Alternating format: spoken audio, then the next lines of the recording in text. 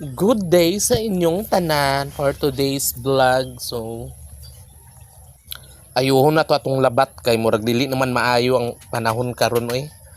Last June nakawatan ko kuan manok with bugas.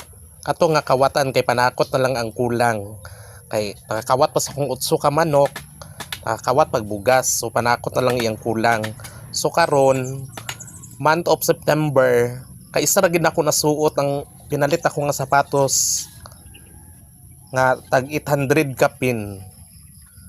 Ipasuot ako ka isa daw gikawat dayon. So ako ginigiriper ang akong labat kay aron di na makasulod. Ipamutangan ko na sa mga sterling, babwire aron di na gid makasulod.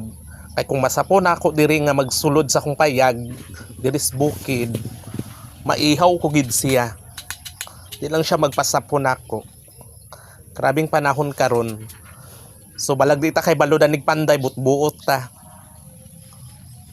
Ambot na unsa niya tsada sigong resulta ani. Kaya nga hiwi man oy butbuot ag kanan panday. Diba? Thank you for watching. Just follow my page Queen Sabaan Official. Thank you. Ug dalaygon ang Diyos.